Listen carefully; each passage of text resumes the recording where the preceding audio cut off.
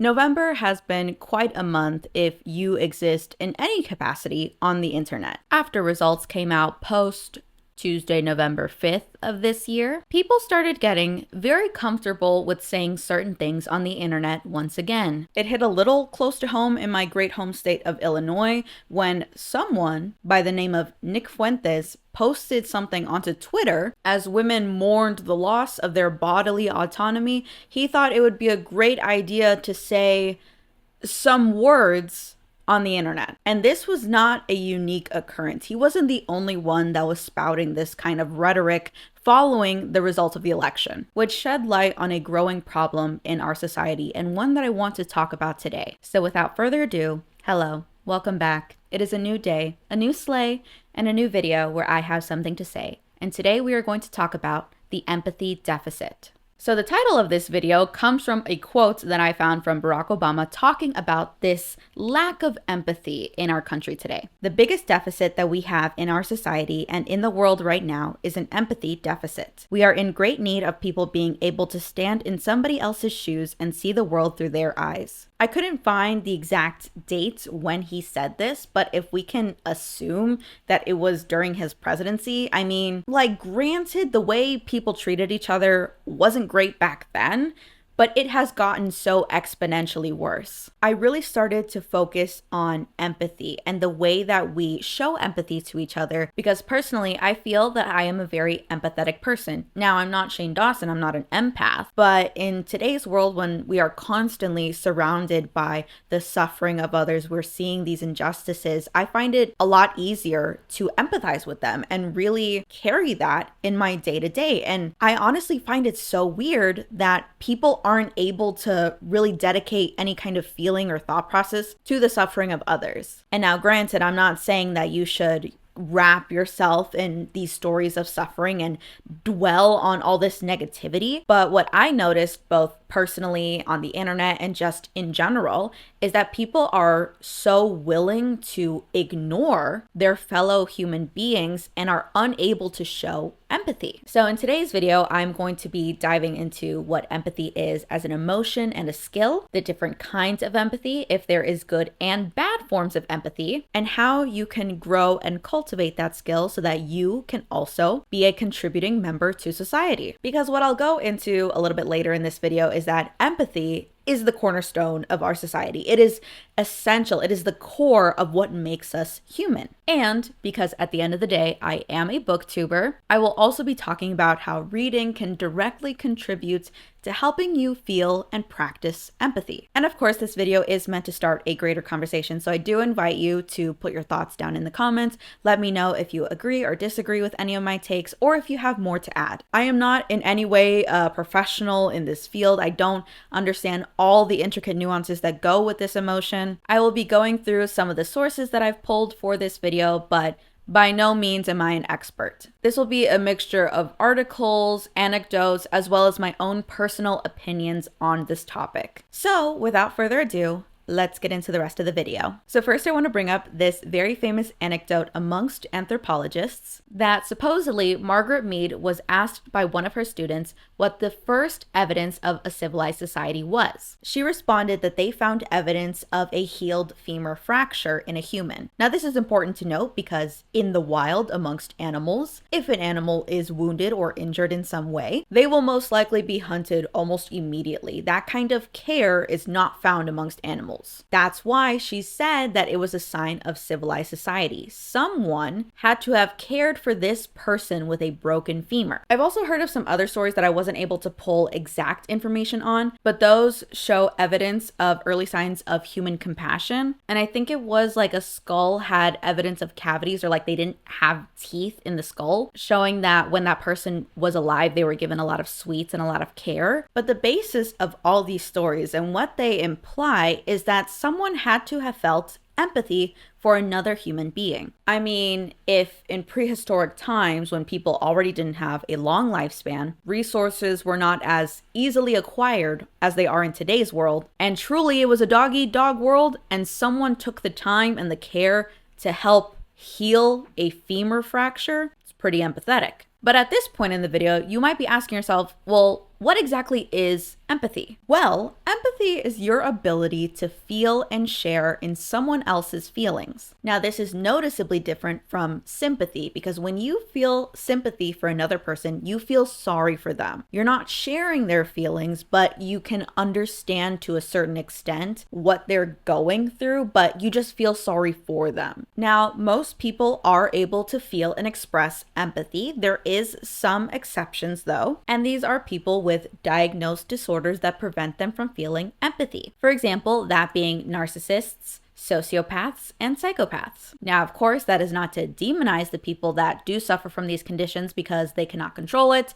they did not ask for it, and of course, with proper treatment, these people can still be functioning members of society. So, I want to get that out of the way. There are certain things that could affect a person's ability to express empathy, whether it being some kind of trauma, how that behavior was taught from their older generations. And of course, a big part of empathy is being able to pick up on the nonverbal cues from another person. So, for example, someone that has autism may not be able to express empathy in the same way because they might struggle to pick up on these social cues. But that does not mean that they are unable to feel empathy or express it. They will just do it differently. And as we all very well know, it is just easier for some people to express and feel empathy. There have been many studies to conclude that women feel empathy more often than men do. And that is not to say that men do not feel empathy at all. They just don't do it, hypothetically, according to these studies, as easily as women. And of course, that is also functioning under the binary. So who's to say, really? Now, there are also 3 different kinds of empathy. It is not just one, blanket definition. It is broken down into these 3 branches, that being cognitive empathy, emotional empathy, and compassionate empathy. Cognitive empathy is your ability to understand mentally someone else's emotions. This is your ability to see someone else's perspective. Emotional or affective empathy, as it's also called, is your ability to share someone else's emotions. This is when you kind of mirror the way that they're feeling. This is like when you watch movies and you see a sad scene, Bambi's mother goes away, you see the scene and you feel sadness. That is emotional empathy. Compassionate empathy is a combination of both cognitive and emotional. And that is when you're in that person's perspective, you share their emotions and it then leads you to act. For example, if you are with someone who has lost a loved one and you feel their sadness and you feel their grief and you're understanding the way that they are feeling, and it then leads you to say, hey, why don't we go out and get something to eat? Why don't we go watch a movie? Why don't we just, try to take our minds off of it for a little bit? That is engaging in compassionate empathy. You are taking all these things into consideration and you are acting on your own feelings. Compassionate empathy is important, and I want you to remember it throughout the rest of this video. But anyway, the reason empathy is so crucial and so important for us to feel as humans, and as I've already mentioned a little bit at the beginning of this video, is that it is truly the cornerstone of our society. It is the foundation of a lot of other positive behaviors that people exhibit. In this article from the National Library of Medicine, they examine empathy as a driver for prosocial behavior. Prosocial behavior being an action that takes aim to benefit society or others as a whole. Some examples could be helping others, sharing, donating, cooperating, volunteering, obeying rules, showing kindness, and comforting others. This article states, "It is generally believed that empathy shapes the landscape of our social lives by motivating prosocial and caregiving behaviors, inhibiting aggression, and facilitating cooperation between members of a similar social group." So generally speaking, this emotion greatly contributes to your ability to be able to connect with others, and namely in our relationships, whether that be romantic, platonic, or even professional. I know the professional relationship kind of seems weird, but hear me out. Your ability to feel and express empathy in a professional environment can be translated to the following behaviors. This is your ability to navigate things like conflict resolution, working well on a team, your ability to communicate effectively with others, and overall, it makes you seem like a more trustworthy person and a more reliable person to work with. And it is especially crucial in positions of leadership, where we see multiple articles highlighting the effectiveness of an empathetic leader. Now, I've gone through a lot of the positives, but there is a bad way to express empathy. When you take on someone's emotions so intensely that it affects you not only mentally, but also physically, where you are literally overwhelmed with someone else's feelings that you cannot function. And it's really unfortunate because it starts with the best of intentions. You want to hear other people's stories. You want to care for them. You want to, reach that hand out and say, I'm with you, I feel you. But you are just overwhelmed with the sheer amount of suffering that other people face. And it can paralyze you and it can give you feelings of helplessness, especially if you're unable to engage in that compassionate empathy. You can very easily go on a downward spiral where you want to help people, but there is a very real and very unfortunate barrier. And there is a point where you will hit a wall where there's only so much you can do. And that can cause someone to spiral. But I want to caution that just because there is a limit theoretically to what you can do, doesn't mean that you should do nothing. Now, I cannot eradicate homelessness realistically myself as a person. As much as I would love to, I cannot build homes for the millions of unhoused people in the US. But will that stop me from giving my last dollar to someone on the street? No. Will that stop me from donating to organizations that try to combat homelessness? Also no. The way we fight against this bad form of empathy is by being realistic and setting real expectations of what you can do to help another person. You're not going to cure cancer, but you can still donate, you can still be an advocate, and you can still do effective change. And of course, I just want to stress and reiterate that empathy is not a negative thing. It is not a negative emotion. This bad way to express empathy is an extreme, when someone takes on too much and they physically cannot handle it. And by no means am I trying to say that you should not ever feel empathy for other people. Because given that you are not a narcissist, sociopath, or psychopath, you should be able to express empathy.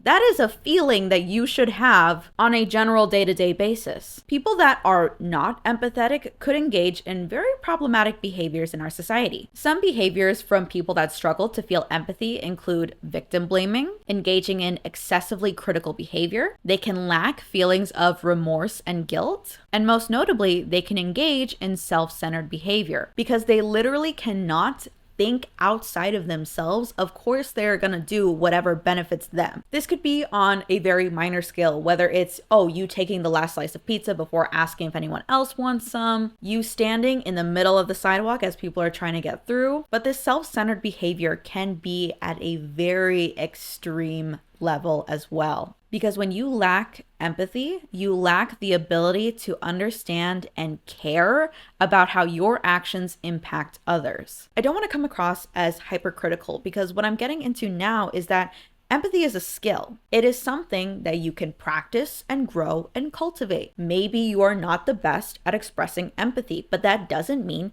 that you can never learn how to do it or that you can't get better at it. And as I already mentioned, there are very real factors that inhibit a person's ability to feel empathy. But although those factors put you at a disadvantage, that doesn't mean that you can never learn to become empathetic. And what I argue is the best and most entertaining way to grow this skill is reading.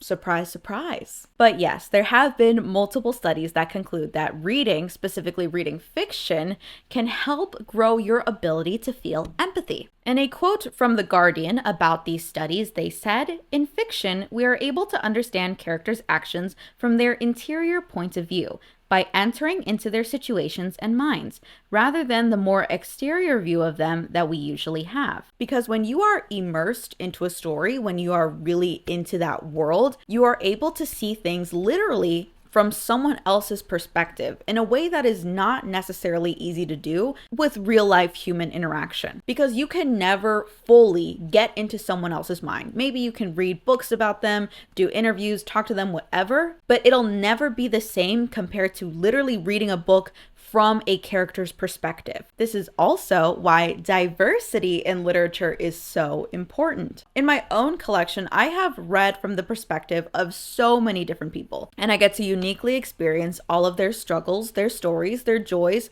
hopes, dreams, just from reading a book. And reading these diverse stories directly helps you learn how to empathize with other people. Now, the study that I read specifically noted that for someone to be able to benefit from this practice of empathy, they had to be transported to that fictional world. That being, if they're not engaged in the story, they're not going to get any of those benefits, which also strengthens the argument that we should be instilling reading as a virtue early on. Because if your only experience with reading is doing so for a grade and reading The Adventures of Huckleberry Finn when you would rather pull your hair out, aka me, of course you're not going to do it for fun. Of course, you're not going to seek out these stories and you're not going to get that practice of empathy. But I truly believe that there are stories for everyone. And I do believe that even if you hate reading with a fiery passion, there is a story out there somewhere for you. Maybe you just enjoy it in like an audiobook format. Maybe you don't want to sit and read. Maybe you only do like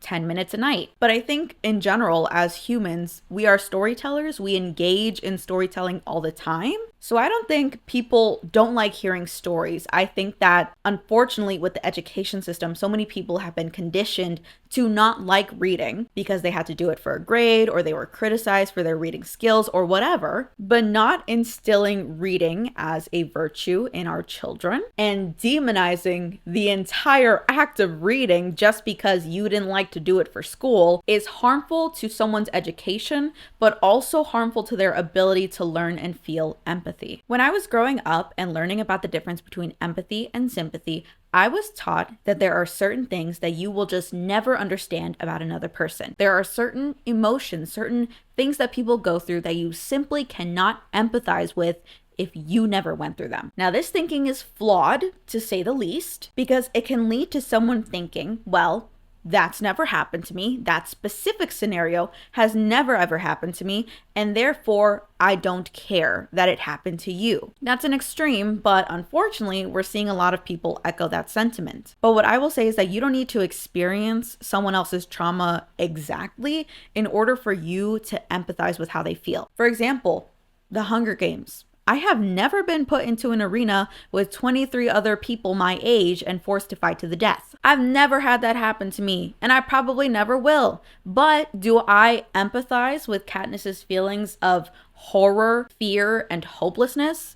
Absolutely. I don't have to go through that to understand why she's feeling that way. I feel her hopelessness when Prim's name gets picked at the beginning of the book, because for all intents and purposes, the odds were in her favor. She was one slip of paper amongst I don't know how many hundreds, and she got picked and it was her very first time.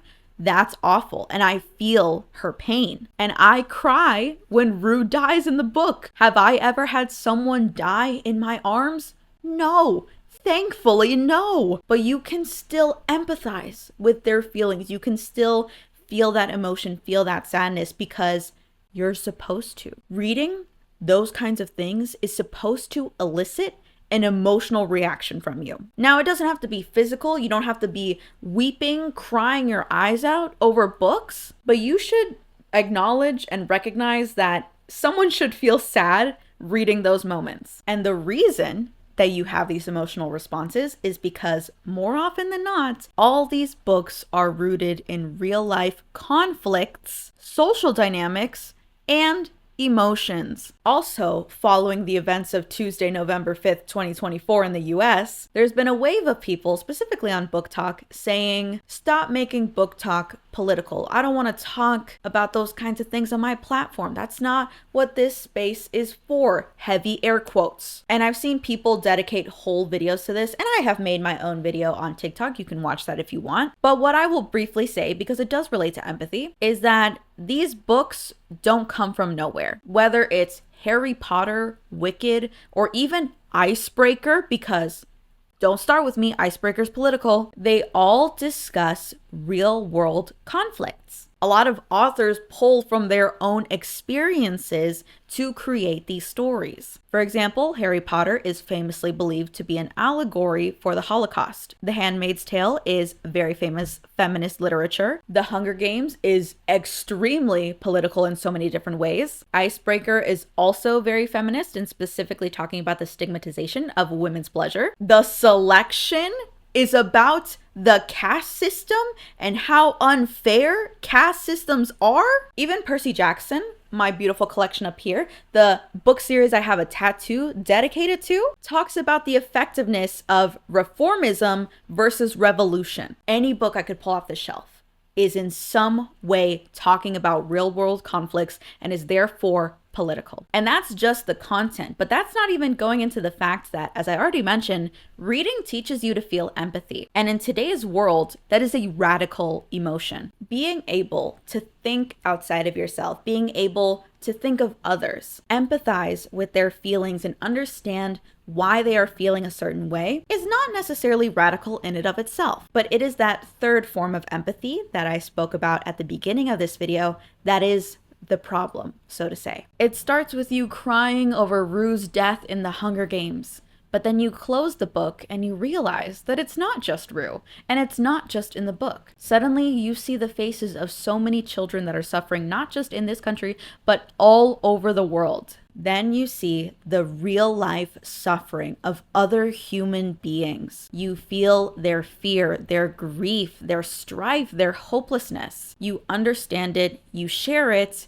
and then you act on it. This is what they are afraid of. This is what they don't want you to engage in. Because the minute you humanize another person and really share in their feelings, then you question, where is this suffering coming from? Why are children in Palestine, babies that are just being born, suffering from heart attacks? Why are they being starved? Why are they being punished for something they did not do? And that questioning of people in power is what they're afraid of. That is exactly what they don't want you to do. It is people recognizing other human beings and their suffering and wanting to do something about it. This is why they have book bans. This is why they're trying to censor what it is that we get to read. Because if it's just a book and it's not that big of a deal, why would they care so much about your access to them? Why would they go out of their way to make sure that you're not reading diverse literature? Why don't they want you to hear stories from these oppressed people? If not for the sole purpose of preventing you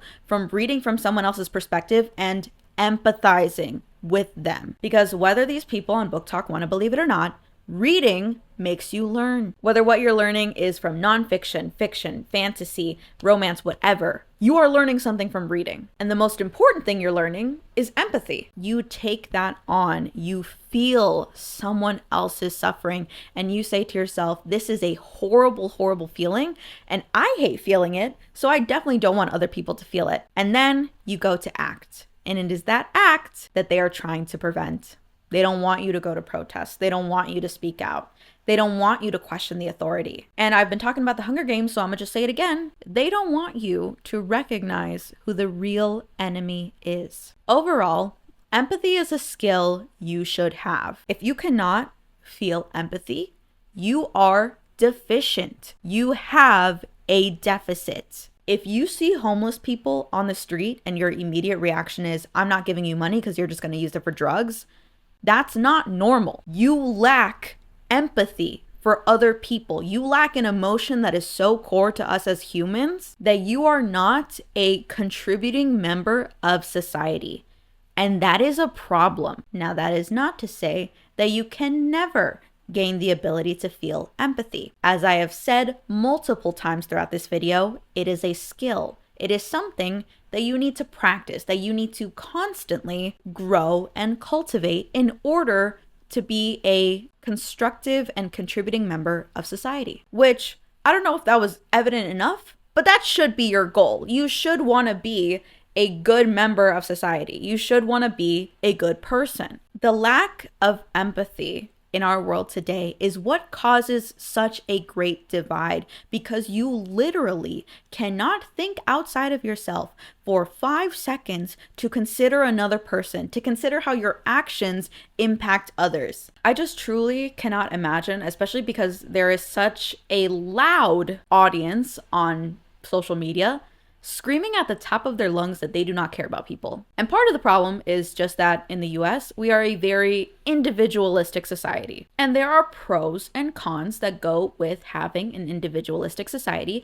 But one of the biggest cons that I find is that people just do not care about each other. They will only do things that are for their benefit, and they don't consider how their actions impact others. Which, given the anecdotes that I mentioned at the beginning of this video, means that not only do you have a deficit, you are not a civilized person.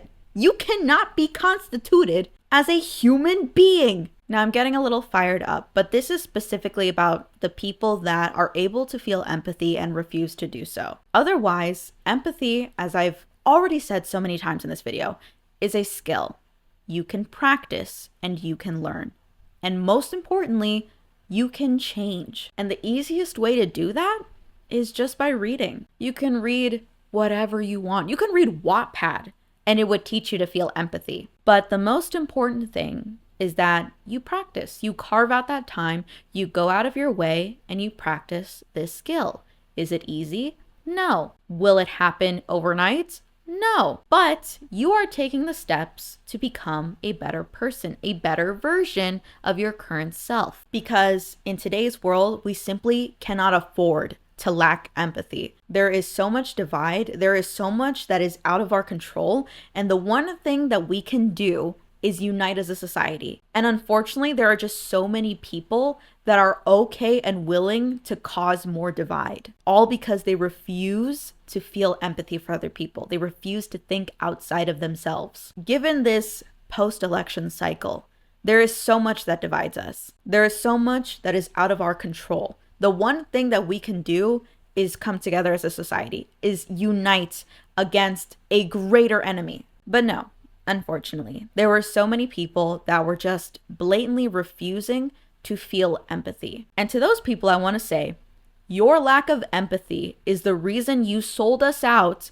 for the price of eggs. And your lack of intelligence is the reason you're desperately Googling what a tariff is and if you can change your vote. And your lack of empathy and intelligence are both things that you can change with picking up a book today. Visit your local library, go to a Barnes & Noble, get yourself a little sweet treat, pick something out. Find a cute little cover or find a nice audiobook and just read. Of course, there are other ways to build up empathy, but I will always advocate for reading, if not just, again, for the social emotional benefit, also just for your entertainment, for your education. What kind of booktuber would I be if I didn't recommend that you read a book? But anyway, that is the end of my video. Thank you so much for watching. Again, please let me know what you think down in the comments. If you agree, disagree, if you have more you want to add, please feel free to let all your thoughts out into the open. And again, I want to reiterate that although I did include some sources, articles, and things of that nature, I do have a lot of opinions that came through in this video. This is all my opinion, but I will always